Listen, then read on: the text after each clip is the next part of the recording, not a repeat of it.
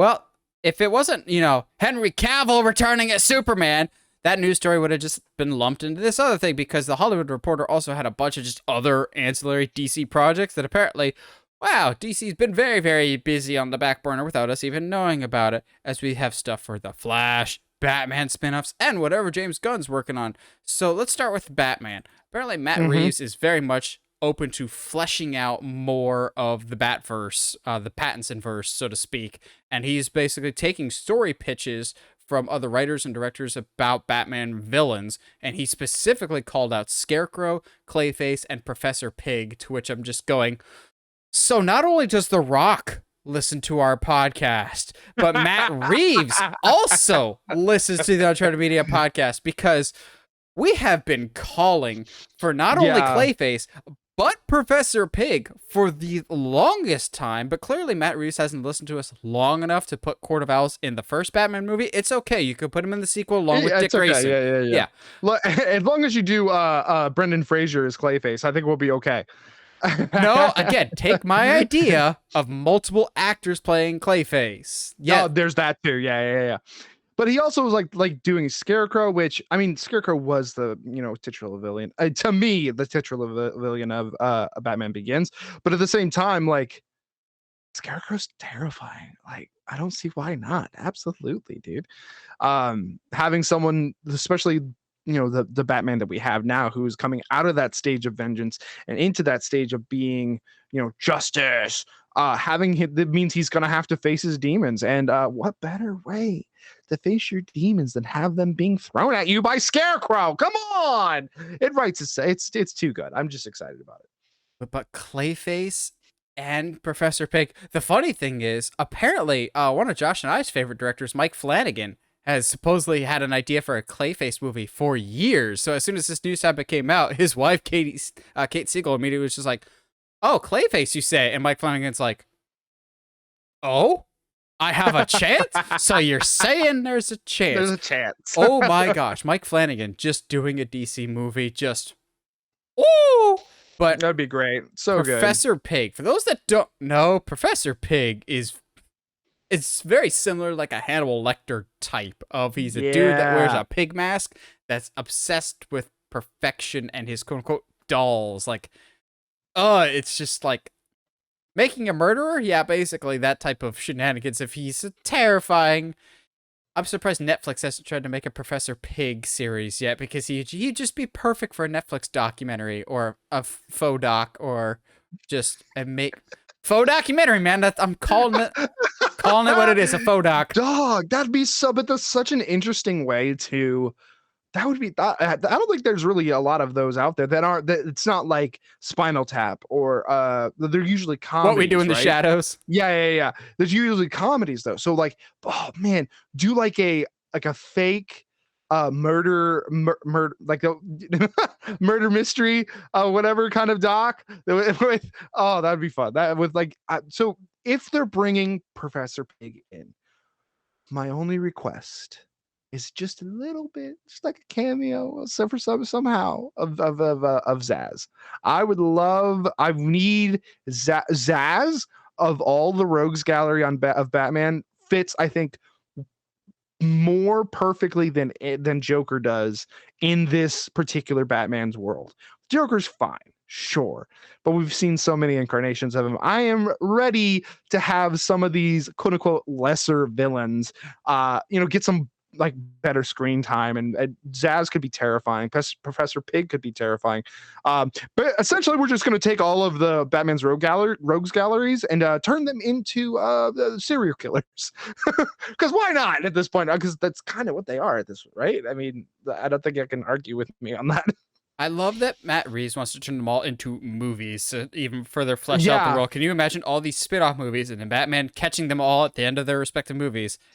And that to the point of a few movies down the road for the Batman movies, like the main core movies, he somehow gets trapped in Arkham Asylum. Yes, I know that's just stealing from the Ben Affleck movie that we could have got, but get all these established villains that have motive. Or the important the video games. It's not like the Arkham games are my favorite game franchise of all time, besides some other handsome devil that's a treasure hunter. I'm not a treasure hunter. You're not a handsome devil either. Hey! But so I'm fine with this. If they're doing this, Yeah. open it up to more villains too. A Hugo Strange movie I think could be really interesting, a la a Cure for Mhm. Wellness type situation Mhm. there. But yeah, Matt Reeves, I really, really trust. But also they're working on a script for the Flash sequel that's apparently already been written, but they're just waiting to see on the Interesting. success of the movie whether it gets greenlit or not. I'm going, oh, does your script Okay. include Wally West replacing Barry Allen? Because that's exactly what you should do. Because as we talked about earlier, you might be down one Flash unless, Ezra can Zoom call in his acting from he's prison. he's he's he's in the sequel, but like only in the form of a Zoom call. Like, but they take the Zoom call and put it on Wally West's like watch or something. It just occasionally opens it, and there's Ezra Miller We from thought the Henry prison. we thought the Henry Cavill mustache situation in 2017's Justice League was Yeah. bad. Wait till I have to figure out a way to shoot around Ezra's prison jumpsuit for the movie. Comp his face over some body double. They call it a schedule. They're like, nah, we got to get around his prison Scheduling schedule. conflicts. 5 to 10 year scheduling conflict. Sorry, guys.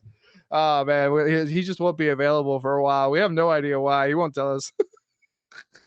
But okay, But yeah, so I yes, mean, they're working. that's fine. I mean, like you said, it definitely to me, Barry needs to die or vanish at the end of the Flash so that they can recast, or maybe he changes into somebody else. Who knows? But definitely leaning more into Wally. That would be fantastic. I'm totally okay with that.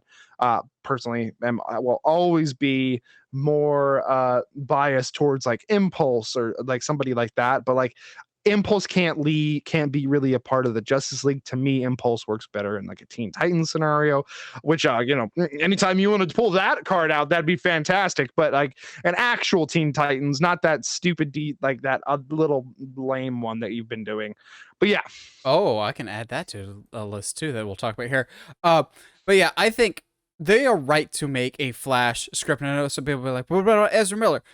Take everything with Ezra Miller aside, assuming Ezra Miller is not coming back for the sequel. From everything we're hearing, the Flash movie itself is really good, and that's why they're pushing forward with it, because they have a lot of faith in it as a quality movie. But then again, the studio had really high hopes and thought Batman vs. Superman was a great movie. So you never know, but supposedly they have a lot of faith in the Flash, and if it does well, yeah, you're going to greenlight a sequel. Probably just don't bring Ezra back. Like, just... It's hard not to talk about the Flash without this person involved in the situation, but you kind of have to look beyond it for some points of it. I still am excited for the Flash movie and excited what they do because I love the Flash character. It's just you got to detach Ezra from the situation, and then once it comes out, figure out what you're doing from there. Thankfully, there's other speedsters out there. Jake Garrick. We've got Justice Society and a Flash movie. Put them together. Let's make that happen. No, we just we just all of a sudden go straight to Godspeed, and he's our main character now. Godspeed is Flash. Sorry. He had a full-on heel turn and a face turn off screen. Oh, yeah. So, lastly, in this Hollywood Reporter article that they talked about, they mentioned James Gunn is also working on a mystery DC movie, which I feel like we talked about this not too long ago, but I think maybe this article is just kind of recapping all the stuff that's in development. So, I went ahead and thought of 5 things. Oh, yeah? Okay. Went ahead and thought about 5 projects that I think could potentially be James Gunn's secret DC project that he's working on. Given that the Suicide Squad underperformed, it's still fantastic. It's still my favorite DCEU movie. I don't think it's Suicide Squad, but I could see him making a lateral move from the Suicide Squad to Secret Six, which for those that don't know, it's the Suicide Squad except with a different name and a slightly different roster. Maybe if they want like a new coat of paint on it, but they still like the idea of a Suicide Squad type movie, go with Secret Six. I think that could work. Josh and I have talked about this many times before. James Gunn likes the obscure characters, and I would not be surprised if whatever secret movie he's working on gets spun out of season 2 of Peacemaker, because that's what he's currently in development on. there's a character that was rumored to be in season 1 of Peacemaker, but however, those rumors were totally bogus. I could see him showing up in season 2 of Peacemaker, season 2 of Peacemaker, though.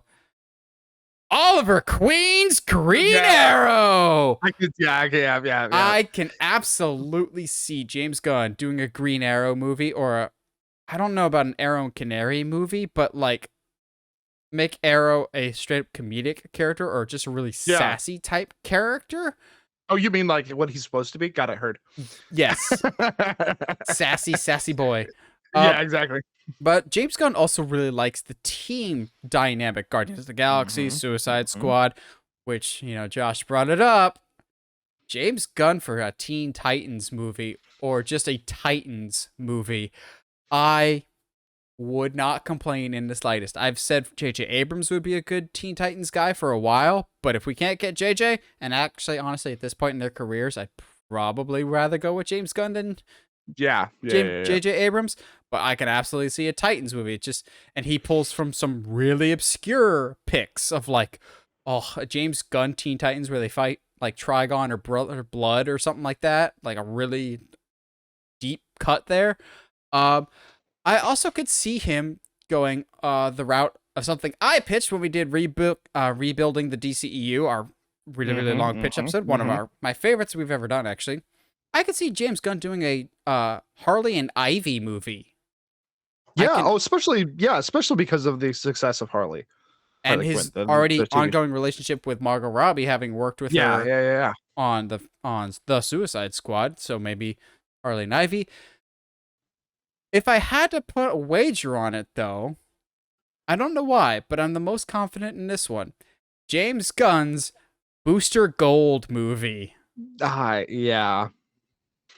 That makes the most sense, unfortunately, unless you're gonna go like, because he loves cast of characters, let's just have James Gunn do season 1 of Young Justice, but as a film. But like the ensemble movies I think really work for him as well. Oh yeah, what you got, buddy? What you got? One more that just now came to my mind that's gonna make Josh very happy. James Gunn likes the obscure characters.